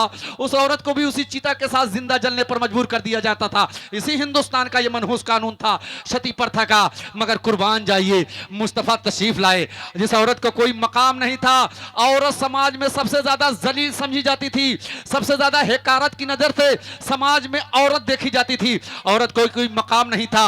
अगर मर्द के पैर में जूता नहीं होता था, उन जूतों के बदले में अपनी औरतों को बेच दिया करते थे। अगर बाप मर जाता था तो बेटे अपनी मां को लौंडी बनाकर आपस में बांट लिया करते थे। इस औरत का समाज में कोई मकाम नहीं था। औरत को कोई इज्जत देने के लिए तैयार नहीं था। औरत को कोई मकाम देने के लिए तैयार नहीं था। औरत को समाज में सबसे ज्यादा घटिया समझा जाता था। औरत का कोई मकाम नहीं था। मगर मुस्तफा जाने रहमत तशरीफ लाए तो दुनिया वालों को बताए, दुनिया वालों, इस दुनिया में मुझे 3 चीज पसंद है। नंबर 1 नमाज है, और दूसरे नंबर की चीज औरत है, और तीसरे नंबर की चीज खुशबू है। मुस्तफा ने कहा यह औरत हमें पसंद है, औरत पसंद है, औरत पसंद है। मुस्तफा ने यह जुमला कहकर औरतों को मकाम दे दिया। औरत को यह बता दिया कि औरत कोई मामूली चीज नहीं है। औरत तो वो है कि जिसको मुस्तफा जाने रहमत भी पसंद फरमाते थे। जरा तवज्जो देना, यह जुमला कहकर मुस्तफा ने औरतों को जिंदगी को बचा लिया। कल जो औरत जलीलो खार थी, जिस औरत को कल घटिया समझा जा रहा था, मुस्तफा जाने रहमत ने उसी औरत को शरीके हयात बना दिया। अपने शौहरों के लिए उसी औरत को शरीके हयात बना दिया। वो औरत जिसका कोई हक नहीं था, उस औरत का हक ऐसा महफूज हो गया कि उसी औरत के नाम पर ताजमहल बनने लगा। उसी औरत के नाम पर आदमी बैंक बैलेंस करने लगा। उसी औरत के नाम पर आदमी रजिस्ट्री कराने लगा। उसी औरत के नाम पर आदमी जमीन लिखवाने लगा है। जरा तवज्जो देना, जिस औरत को कोई मकाम नहीं था, मुस्तफा ने इस तरीके से जमाने को बदल दिया, औरत को यह मकाम दे दिया। और बच्चियों को जिंदा जमीन के नीचे दफन किया जा रहा था। बच्चियों का कोई हक नहीं था। तो मुस्तफा ने कहा, ये मेरे सहाबा, ये मेरे मानने वालों, ये मेरे चाहने वालों, ये तुम्हारी बच्चियां तुम्हारे लिए जहमत नहीं है बल्कि रहमत है। सुभान अल्लाह। बच्चियों के ताल्लुक से मुस्तफा ने क्या कहा? ये बच्चियां तुम्हारे लिए जहमत नहीं है बल्कि रहमत हैं। ये बच्चियां रहमत हैं, बच्चियां जहमत नहीं है, रहमत हैं। एक बच्ची का वाकया बयान हूं, एक रवायत बयान कर देता हूं, जल्दी से सुन लीजिए और माँ बहनें गौर करके सुन लें कि एक सहाबी रसूल बारगाह रसूल में हाजिर हुए और ज़माने जाहिलियत की बात लेकर बारगाह रसूल में हाजिर हुए। जरा जुमले पर मौलाना हनीफ साहब की तवज्जो दीजिए बच्चों, तो जो मेरी तरफ बारगाह रसूल में हाजिर हुए, रोने लगे, कहने लगे, या रसूल अल्लाह, मुझसे बहुत बड़ा गुनाह हो गया है, क्या मेरे गुनाह माफ होंगे या रसूल अल्लाह? नबी ने फरमाया, ये प्यारे, ये बताओ कौन सा गुनाह किए हो? अर्ज करते हैं, या रसूल अल्लाह, ज़माने जाहिलियत में जब बच्चियां पैदा होती थी तो मैंने अपनी बच्ची को ज़मीन के नीचे दफन किया है, या रसूल अल्लाह, मेरा ये गुनाह है, क्या अल्लाह ताला माफ फरमाएगा? जरा तवज्जो की बात सुनिएगा। वो आदमी अपनी बात को आगे बयान करते हुए बारगाह रसूल में कहते हैं, या रसूल अल्लाह, मेरी बीवी हमल से थी और मैं परदेश जा रहा था, मैं कमाने धमाने के लिए जा रहा था। अपनी बेटी से, अपनी बीवी से मैंने कहा था, अगर बच्चा पैदा हो तो अच्छा नाम रखना, अगर बच्ची पैदा हो तो मेरे आने का इंतजार न करना, उसे दफन कर देना, उसे मार कर जिंदा दफन कर देना, मेरे आने का इंतजार ना करना। आज भी देखो बच्चियों के साथ कैसा सलूक किया जाता है। इतना तहजीब याफ्ता होने के बावजूद भी आज भी कौम के लोग बच्चियों को कोई मकाम नहीं देते हैं। आज अगर बच्ची पैदा होती है तो लोगों का मुंह गिर जाता है, मुंह बन जाता है। मगर तवज्जो देना, मुस्तफ़ा जान रहमत के सामने वाक़या बयान करते हैं, या रसूल अल्लाह मैं परदेश चला गया, बच्ची पैदा हुई, मेरी बड़ी प्यारी बच्ची थी, बड़ी हसीनो जमील थी, बड़ी खूबसूरत थी, अदा बड़ी अच्छी थी। मेरी बीवी को बच्ची पसंद आ गई। मेरी बीवी ने उस बच्ची को मारा नहीं बल्कि पड़ोस वाले घर में कर दिया, और मेरी बच्ची घर भी आती थी और मेरी बीवी उसकी देखभाल करती थी। कई साल गुजरने के बाद जब मैं वापस आया तो घर में उस बच्ची को देखकर मैं बहुत नाराज हुआ, गुस्से में हो गया, मगर मेरी बीवी मुझसे कुछ कह नहीं सकती थी। अभी मैं तैयार ही पहुंचा ही तैयार अपनी बीवी से कहा, तूने इसकी जिंदगी इतनी लंबी क्यों कर दी, अब तो ये बड़ी हो चुकी है। कहा ऐसा है, मैंने इससे मेरी मोहब्बत, इसके मेरे दिल के अंदर इसकी मोहब्बत आ गई, इसलिए मैंने इसे मारा नहीं। ओ शौहर है, जरा तवज्जो देना, बाप है, बाप भी घर में खाना भी नहीं खाता है, पानी नहीं पीता है, हाथ में रस्सी लेता है और जमीन खोदने वाला हथियार लेकर अपनी उस नन्ही मुन्नी बच्ची से कहता है, ए बेटी चलो, क्या मेरे साथ चलोगी कि नहीं।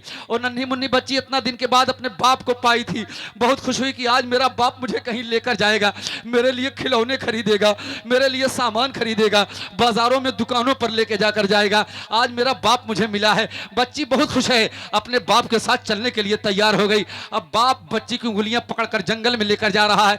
अब अपने छोटी सी जबान से, छोटे छोटे मुंह से बच्ची बेहतरीन बात करते हुए बाप के साथ चलती चली जा रही है। जंगल में बाप और बेटी दोनों जंगल में पहुंचे, फौरन उसने गड्ढा खोदना शुरू कर दिया।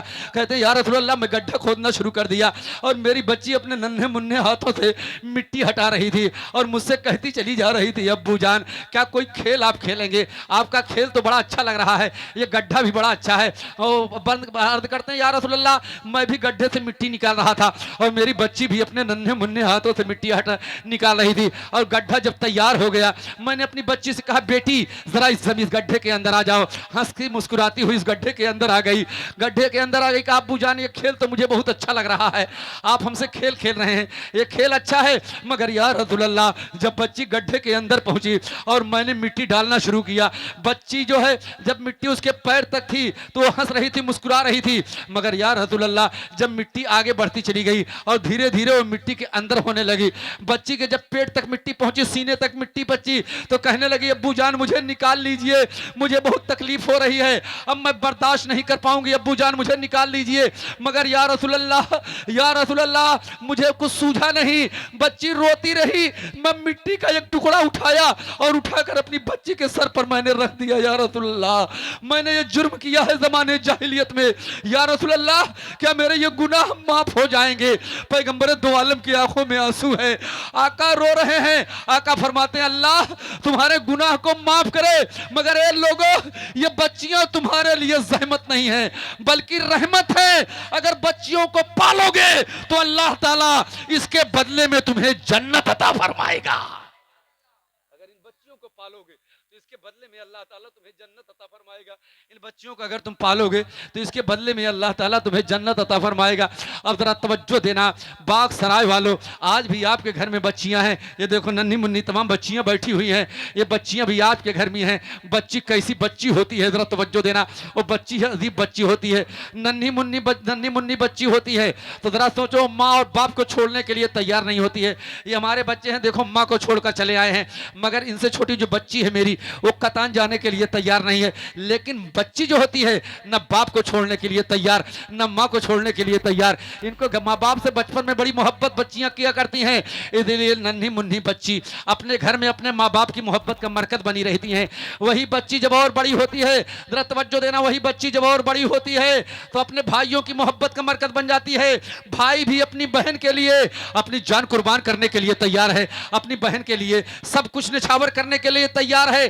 भाई बहन की मोहब्बत भी बड़ी अजीब होती है, तो वो बहन अपने भाइयों का मोहब्बत का मरकज बन जाती है। लेकिन वही बच्ची जब कुछ और बड़ी होती है और शादी हो जाती है, तो शादी होने के बाद वही बच्ची अपने शौहर की मोहब्बत का मरकज बन जाती है। मगर बागसराय वालों और जरा तवज्जो देना, वही बच्ची जब और आगे बढ़ती है तो वही बच्ची जब माँ बनती है तो माँ बनने के बाद पैगंबर फरमाते हैं अन्नल जन्नत तहता अक़दामिल उम्महात, जन्नत माओं के कदमों के नीचे है। आज पूरी दुनिया में मैं चैलेंज कर रहा हूं, पूरी दुनिया को बताओ जिस औरत का कोई मकाम नहीं था, जिस औरत को दुनिया अपने कदमों के नीचे रख चुकी थी, मोहम्मद रसूलुल्लाह ने उसी औरत के कदमों के नीचे जन्नत रख दिया है। तवज्जो देना, जिस औरत को दुनिया अपने कदमों के नीचे रख चुकी थी, मोहम्मद रसूलुल्लाह ने उसी औरत के कदमों के नीचे जन्नत रख दिया है। आज लाए कोई ऐसा मिसाल दे, कोई लाए कोई ऐसा मकाम औरत का मकाम दे, ऐसा कोई मकाम औरत का दे जो इस्लाम ने दिया है कि अब औरत के कदमों के नीचे, उसी माँ के कदमों के नीचे इस्लाम ने जन्नत रख दिया है। और मौलाना हनीफ साहब एक शेर पढ़ता हूं कि चलती फिरती हुई आंखों से आज़ां देखी है। एक शेर पढ़ता हूं कि या रसूलल्लाह चलती फिरती हुई आंखों से आज़ां देखी है, मैंने जन्नत नहीं देखी है, माँ देखी है। या रसूलल्लाह चलती फिरती हुई आंखों से आज़ां देखी है, मैंने जन्नत नहीं देखी है, माँ देखी है। ये मकाम औरत को मोहम्मद रसूलुल्लाह ने दिया है। इस औरत को ये मकाम मिलाद मुस्तफ़ा से मिला है, नबी की पैदाइश से मिला है, वरना इस औरत का कोई मकाम नहीं था। बेवा की तरफ कोई देखने के लिए तैयार नहीं होता था।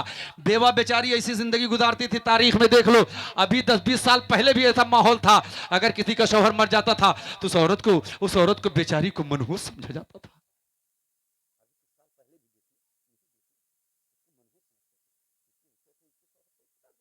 मनहूस समझते थे, उसका कोई मकाम नहीं था।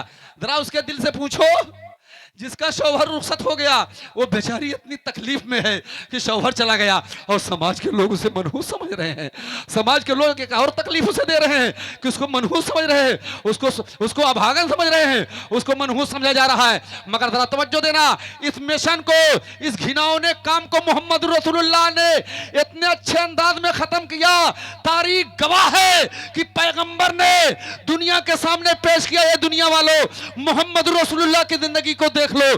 जिस बेवा को तुम भागन समझते हो, मुस्तफा ने जब अपनी पहली शादी की तो हजरत खदीजतुल कुबरा जो बेवा थी, मुस्तफा ने पहली शादी बेवा से की।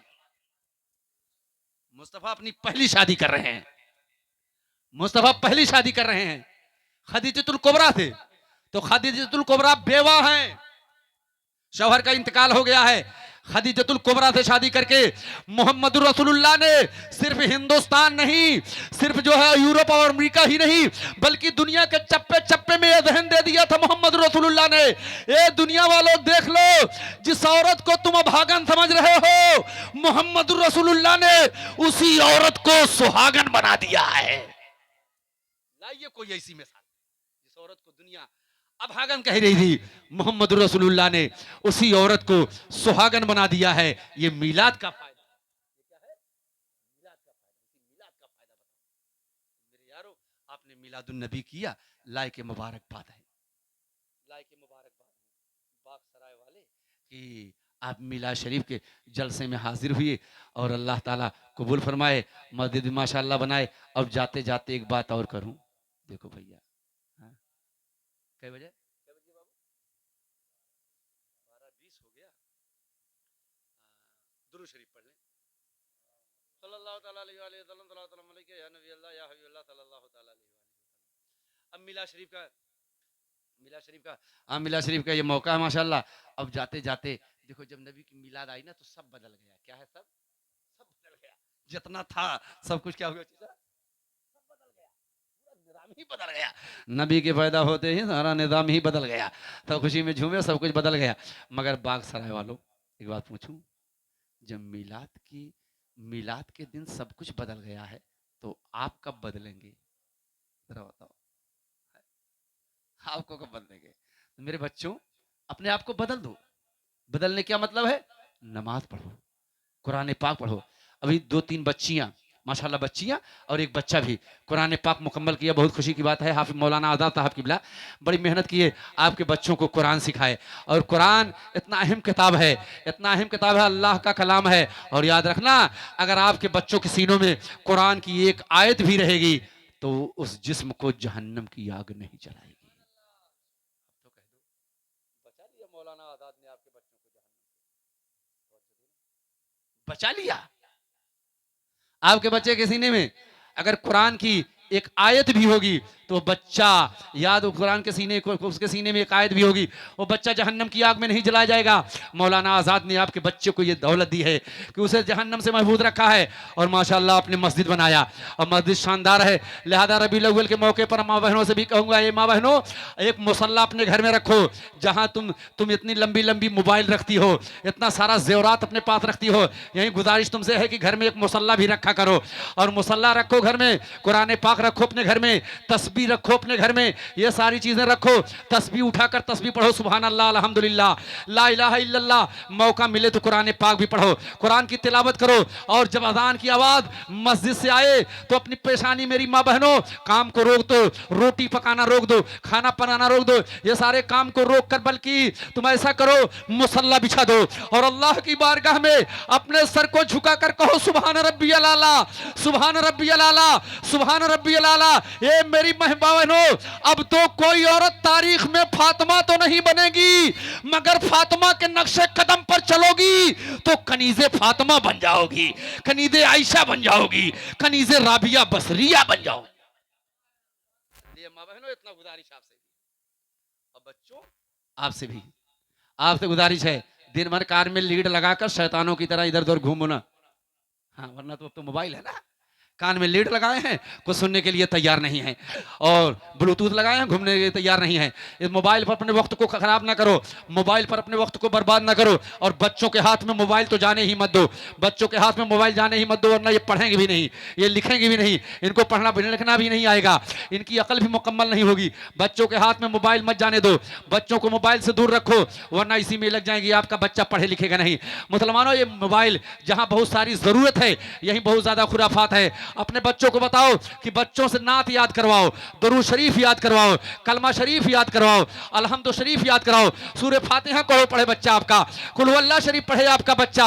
आपने बच्चों को इस तरीके से बनाओ, आपका बच्चा जब पढ़े तो कुल हुवल्लाह पढ़े, आपका बच्चा गाना ना गाए बल्कि नाते पाक पढ़े, आपका बच्चा रील ना देखे बल्कि नाते पाक सुने, आपका बच्चा इस्लामी बच्चा हो, ताकि आपका बच्चा कादीपुर जाए या बाजार में जाए या पाड़े बाबा जाए, कहीं भी जाए आपका बच्चा, कहीं भी आपका बच्चा जाए तो देखकर ये पता चले कि ये मुसलमान का बच्चा है, ये खुराफात नहीं करेगा, ये गलत रास्ते पर नहीं जाएगा, ये झूठ नहीं बोलेगा, ये दगा नहीं करेगा, ये गुनाहों के दलदल में नहीं डूबेगा। इसलिए ये शहजादों, अब तुम हुसैन तो नहीं बन सकते हो, अब कोई बच्चा हमारा हुसैन तो नहीं बनेगा, मगर शहजादों सही रास्ते पर चलोगे तो गुलामे हुसैन बन जाओगे।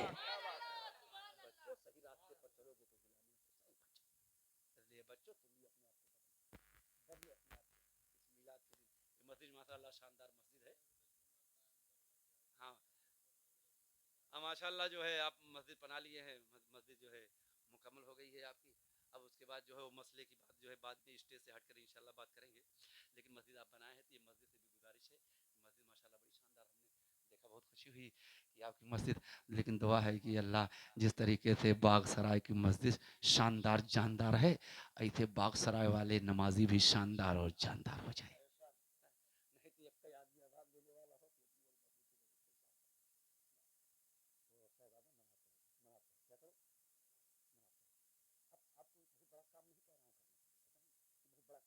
ये हो ही नहीं सकता, ये हो ही नहीं सकता, नहीं हो सकता चाचा, नमाज पढ़ना नहीं हो सकता क्या? तो बहुत बड़ा काम है। अरे 10 मिनट फजर में, और 10 मिनट जो है 15 मिनट इशा में, और उसके बाद जो है जोहर में 15 मिनट जोहर में, और 10 मिनट मगरिब में, कुल मिलाकर अगर आप जोड़ेंगे तो 1 घंटा नहीं लगेगा।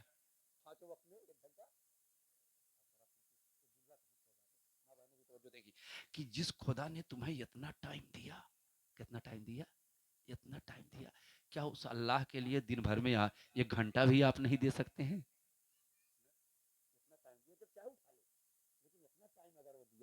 तो क्या उसके लिए आप 1 घंटा नहीं दे सकते हैं? फजर में नहीं पहुंच सकते हैं, जोहर में नहीं पहुंच सकते हैं, बच्चों बदल दो अपने आप को, शहजादों बदल दो। ये मस्जिद आपने बनाई है, आइए मस्जिद की तरफ, मस्जिद में नमाज पढ़िए। ये नौजवानों, तुम कामयाबी तलाश कर रहे हो आज के दौर में ना, तुम सोचते हो अल्लाह हमारे कारोबार में बरकत दे, अल्लाह हमारी रोजी में बरकत दे, अल्लाह हमारी दुकान में बरकत दे, अल्लाह हमारे मकान में बरकत दे। रब्बे काबा की कसम, बरकत की सबसे अच्छी जगह यही है, सबसे अच्छी जगह यही है, और कामयाबी की सबसे अच्छी जगह यही है। नौजवानों, मुफ्ती असरार का जुमला नोट कर लो, तुम अपनी पेशानी जमीन पर झुकाकर सुभान रब्बियल आला कहो, कहो अल्लाह की बारगाह में, ये अल्लाह मैं हाजिर आ गया हूं, ये अल्लाह मैं तेरी बारगाह में आ गया हूं, ये अल्लाह मैं तेरा बंदा हूं, तेरी बारगाह में मैंने सच को झुका दिया है। जुमला नोट कर लो, अल्लाह तुम्हें बाग सराय में भी कामयाब करेगा और मरने के बाद मैदान कयामत में भी कामयाब करेगा। अगर कामयाबी चाहते हो तो इसकी तरफ आना पड़ेगा, कामयाबी चाहते हो तो आना पानी लगे, जो भी खर्चा लगे माशाल्लाह इतना तैयार किए हैं, तब उसको आप मुकम्मल कीजिए। लेकिन जहाँ मस्जिद आप मुकम्मल किए, वही अपने बच्चों से भी आप नमाज पढ़वाइए, नमाज पढ़वाइए, न जाए आप भी जाइए, उसको भी लेकर जाइए। और बच्चियां हमारी जो हैं वो भी नमाज की पाबंद बने। माँ बहनें भी, ऐसा है हमारी कुछ माँ बहनें तो ऐसी है ना, ऐसी है कहना नहीं चाहिए, लेकिन अब बात आई कह दे रहा हूँ, ये उनकी उम्र बीत जाती है, पैदा होती हैं, बड़ी हो जाती हैं, शादी हो जाती है, मर जाती हैं ना। अब पूछो सजदा की हैं, सजदा की कभी? तो पूरी जिंदगी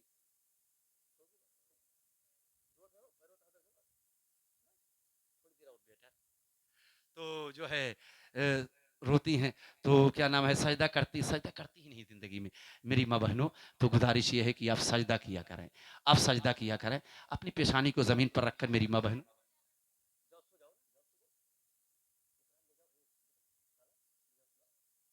तो सजदा सजदा माँ बहनें करें। ये मेरी शहजादियों, अपने दामन को फैलाकर बारगाहे खुदा में तुम मुसल्ले पर वुदू करके आओ और अपने दामन को फैला, अपने दामन पर फैलाकर, मेरी माँ बहनों अपने दामन को फैलाकर अल्लाह की बारगाह में दुआ करो, ए अल्लाह मेरे शौहर की कमाई में बरकत दे, ए अल्लाह मेरे बेटे को बरकत दे, ए अल्लाह मेरे बेटे को जिंदगी दे, ए अल्लाह मेरे फला को तू जिंदगी दे, सेहत सलामती दे। मैं तो कहता ये मेरी माँ बहनों, अगर माँ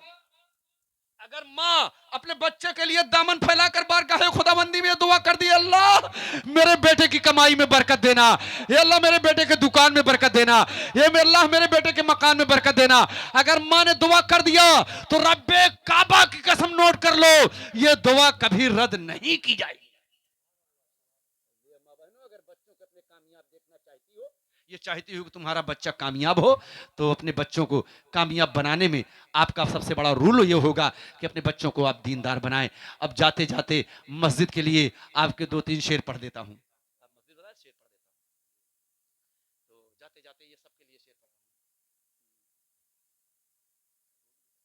शेर पढ़ता हूं कि है फलक तेरा तरफदार नमाजी हो जा। कह दीजिए सुभान अल्लाह। यही शेर याद करके यहां से उठिएगा, 1.5 घंटा हो गया लगभग ना।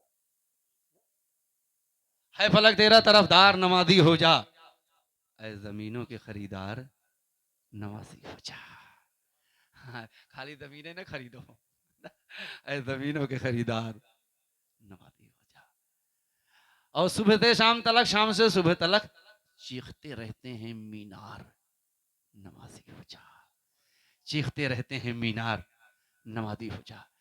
और अब भी गवाही देंगे मैदान जंग, इससे बेहतर नहीं तलवार नमाजी हो जा, इससे बेहतर नहीं तलवार नमाजी हो जा। और आखिरी शेर पढ़ रहा हूं, इसको नोट करो कि किसकी हिम्मत है जो देखे तेरी मस्जिद की तरफ, किसकी हिम्मत है जो देखे तेरी मस्जिद की तरफ। शर्त ये है कि मेरे यार, हाँ, शर्त ये है कि मेरे यार नमाजी हो जा। तो मिलाद के दिन सब कुछ बदल गया है, इसलिए बाग सराय वालों, अगर अगली मर्तबा आप बदल गए कुछ, तो फिर हमसे उम्मीद रखिएगा, वरना पहली बार आया हूं और कहीं आखिरी ना हो। इसलिए गुजारिश ये है कि अपने आप को आप बदल दे। शहजादों, बदल दो वक्त को परवानों, अब खुदा के लिए चिराग बन के जलो, बज़्म मुस्तफ़ा के लिए गुलाम मुस्तफ़ा बन जाओ, सच्चे पक्के नमाज़ी बन जाओ, पाक रहा करो। पाक हमारा नौजवान देहात का नापाक ज़्यादा रहता है, नापाक नहीं, पाक रहा करो। मालूम नहीं मौत कब आ जाए, इसका कोई भरोसा नहीं मौत कब आ जाए, इसलिए पाक साफ रहा करो। क्या हो जाए आज के वक्त में कुछ कहा नहीं जा सकता है। माँ बहनें भी सब पाक साफ रहा करें, कलमा पढ़ा करो, दुरूद शरीफ पढ़ा करो, ये सब चलते फिरते अल्लाह का नाम लिया करो, अल्लाह का नाम लिया करो। कोई काम शुरू करो बिस्मिल्लाह पढ़ लो। माँ बहनें भी सिर्फ ऐसा नहीं कि रोटी पकाना शुरू कर दी, रोटी, अरे रोटी तावे पर डालो, बिस्मिल्लाह पढ़ के डाल दो, उस रोटी में बरकत होगी ना। चावल, चावल जो है अगर आप बर्तन में डाल रही हैं पकने के लिए, अगर बर्तन में आप चावल पकने के लिए डाल रही हैं तो बिस्मिल्लाह पढ़ के डाल दो ना, न जलेगा न सड़ेगा, तो है ना फायदा ना। तो अल्लाह का नाम लो ना, अल्लाह का नाम लो, अल्लाह के नाम से शुरू करो, इंशाल्लाह कामयाब रहेंगे। माँ बहनों, थोड़ा सा अपना तरीका आप बदलें, इस्लामी तरीके में आए, इस्लामी रास्ते पर आए, कामयाबी अगर मिलेगी तो इसी रास्ते में मिलेगी, इसी तरीके में मिलेगी। इसलिए मैं चाहता हूँ कि चलते चलते दुआ के लिए, अपने लिए भी, अब ये बागसराय के तमाम लोगों के लिए दुआ के तौर पर एक शेर पढ़ता हूँ, कबूल कर लीजिएगा। चलते चलते वो दुआ कर रहा हूँ, क्या कर रहा हूँ चाचा? आप सबके लिए दुआ कर रहा हूँ। रात के कितने टाइम हो गए? 12:30 हो रहे हैं, और 12:30 बजे एक दुआ करता हूँ, हो सकता है इतनी रात में लग ही जाए ना, हो सकता है लग ही जाए, तो बेड़ा आपका भी पार हो जाए और मुझ जैसे गुनहगार की भी ना। तो दुआ करता हूँ मौलाना हनीफ का सहारा लेकर, कि मौलाना हनीफ साहब किबला आप ऐसी जगह लेकर आए। अभी मैं परसों झांसी में था, और उससे पहली वाली रात लखनऊ में था, फिर उसके बाद सुल्तानपुर, अब मैं आज आपके यहाँ हाजिर आ गया। बात आप समझे, बागसराय में तो पहले मैं कभी नाम सुना नहीं था। वैसे कादीपुर वगैरह जलसे में कई तकरीरें कादीपुर वगैरह में हुई हैं, लेकिन यहाँ पहली बार जो है जब गांव का नाम सुना, कि गांव है, चलो चलते हैं गांव को देखते हैं। बागसराय वालों को अल्लाह ताला कामयाबी अता फरमाए। और चलते चलते वो दुआ का शेर पढ़ता हूँ कि ऐ खुदा जिसमें जब तक कि मेरी जान रहे, ये दुआ कर रहा हूँ, दुआ, हाँ, आप लोग सबके लिए दुआ कर रहा हूँ, अपने लिए भी, सबके लिए, इस गांव के हर आदमी, हर फर्द, हर बच्चे, माँ बहनों के लिए, सबके लिए दुआ कर रहा हूँ। ऐ खुदा जिसमें जब तक कि मेरी जान रहे, तेरे सदके तेरे महबूब पे कुर्बान रहे। अच्छी दुआ है। खुदा जिसमें जब तक कि मेरी जान रहे, तेरे सदके तेरे महबूब पे कुर्बान रहे। और ऐ खुदा जिसमें जब तक कि मेरी जान रहे, तेरे सदके तेरे महबूब पे कुर्बान रहे। और शामियाना परे जिब्रील का हो तुरबत पर, तुरबत मतलब कबर, तुरबत मतलब कबर, शामियाना परे जिब्रील का हो तुरबत पर, मैयत आशिक अहमद की ये पहचान रहे, मैयत आशिक अहमद की ये पहचान रहे। और जाते जाते दुआ का ये शेर याद करके जाइएगा यहाँ से, और यही कहते हुए निकलिए यहाँ के। बागसराय वालों, या रसूलल्लाह कुछ रहे या न रहे, पर ये दुआ है कि अमीर, कुछ रहे या न रहे, पर ये दुआ है कि अमीर, निज़ा के वक्त सलामत हम सबका ईमान रहे, निज़ा के वक्त सलामत हम सबका ईमान रहे। वाखुर दवाना अल्हम्दुलिल्लाहि रब्बिल आलमीन, अस्सलामु अलैकुम।